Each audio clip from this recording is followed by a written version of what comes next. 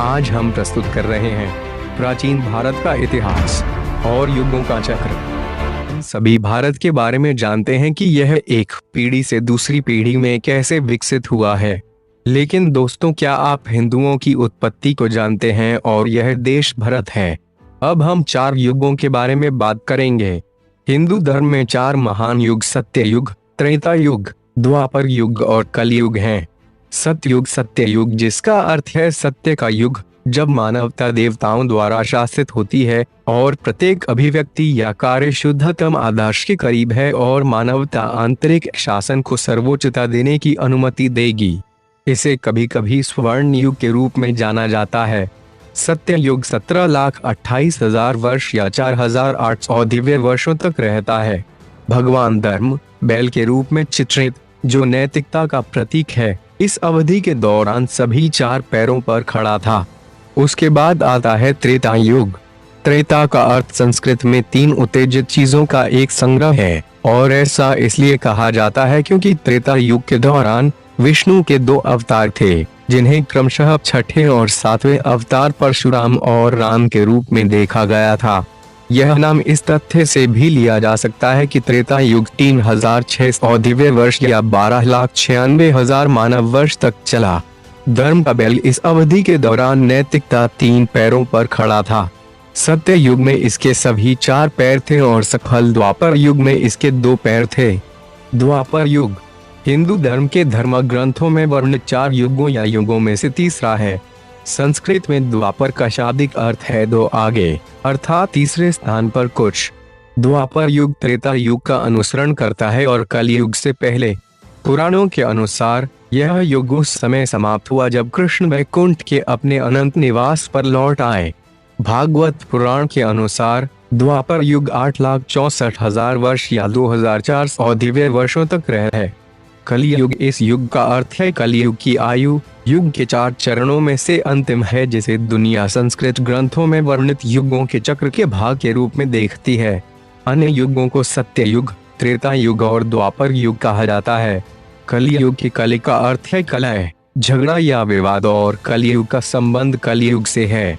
पुराणिक सूत्रों के अनुसार कृष्ण के प्रस्थान से द्वापर युग की समाप्ति और कलयुग की शुरुआत होती है, जो 17-18 फरवरी 3102 ईसा पूर्व की है।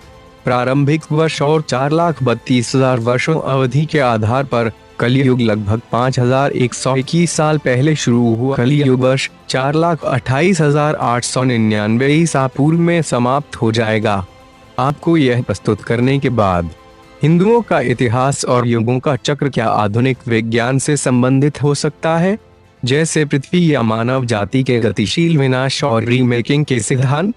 अब भारत या पहले नाम भारत की ओर आ रहा हूँ। उत्तरन्यत समुद्रस्य हिमाद्रेश चैव दक्षिणम वर्षांतद भारतां नाम भारती यत्र संततिः। इस श्लोक का अर्थ है वे देश जो समुद्र के उत्तर में और बर्फीले पहाड़ों के दक्षिण में स्थित है, भारतम कहलाता है। वहाँ भरत के वंशज रहते हैं। इसलिए यह भी कहा जाता है कि भरत नाम प्राचीन भारतीय ग्रंथों से लिया गया है। पुराणों में उस भूमि का उल्लेख है जिसमें भारत को भारतवर्ष कहा जाता है। उन्होंने इस शब्द का इस्तेमाल अन्य वर्णों या महाद्वीपों से अलग करने के लिए किया। कमाल यह है कि इस भारत साम्राज्य यानी भारतवर्ष या भारत में पाकिस्तान, अफगानिस्तान, चीन, ईरान, ताजिकिस्तान, उज्बेकिस्तान, किर्गिस्तान, रूस, तुर्कमेनिस्तान, उत्तर पश्चिम तिब्बत, नेपाल और बांग्लादेश का वर्तमान दिन शामिल है। कैसे भारत सभ्यता में रचे गए और अपनी संस्कृत शुरू की। आर्यन की जड़ें भारत ईरानी लोगों द्वारा स्वपद नाम के रूप में प्रयुक्त शब्द के रूप में है। इस शब्द का प्रयोग प्राचीन भारत में वैदिक काल के भारत आर्य लोग अपने लिए धार्मिक लेबल के रूप में करते थे और साथ ही भौगोलिक क्षेत्र जिसे आर्यवर्त के नाम से जाना जाता था, जहां इंडो आर्यन संस्कृति आधारित है। सिंधु घाटी सभ्यता मूल रूप से एक शहरी सभ्यता थी और लोग अच्छी तरह से नियोजित और अच्छी तरह से निर्मित शहरों में रहते थे, जो व्यापार के केंद्र भी थे। मोहनजोदड़ो और हड़प्पा के खंडहर बताते हैं कि ये शानदार व्यापारी शहर थे, सुनियोजित, वैज्ञानिक तरीके से और अच्छी तरह से देखने के बाद। उनके पास चौड़ी सड़कें और एक अच्छी तरह से विकसित जल निकासी प्रणाली थी। घर पके हुए ईंटों से बने थे और 2 या अधिक मंजिला थे। अत्यधिक सभ्य हड़प्पावासी अनाज उगाने की कला जानते थे और गेहूं और जौ उनके प्रधान भोजन का निर्माण करते थे। उन्होंने सब्जियों और फलों का सेवन किया और मटन, पोर्क और अंडे भी खाए। साक्ष्य यह भी बताते हैं कि उन्होंने सूती कपड़े के साथ साथ ऊनी वस्त्र भी पहने थे। 1500 ईसा पूर्व तक हड़प्पा संस्कृति समाप्त हो गई। सिंधु घाटी सभ्यता के क्षय को बताए गए विभिन्न कारणों में आवर्तक बाढ़ और अन्य प्राकृतिक कारण जैसे भूकंप आदि हैं। वैदिक सभ्यता प्राचीन भारत के इतिहास में यह सबसे प्राचीन सभ्यता है। इसका नाम हिंदू लोगों के प्रारंभिक साहित्य वेदों के नाम पर रखा गया है। वैदिक सभ्यता सरस्वती नदी के साथ एक ऐसे क्षेत्र में विकसित हुई जिसमें अब आधुनिक भारतीय राज्य हरियाणा और पंजाब शामिल हैं। वैदिक हिंदू धर्म का पर्याय है, जो धार्मिक और आध्यात्मिक विचार का दूसरा नाम है जो वेदों से विकसित हुआ है।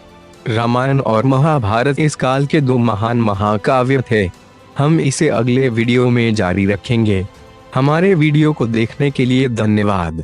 इस बारे में अधिक जानकारी के लिए हमारे चैनल को जरूर सब्सक्राइब करें।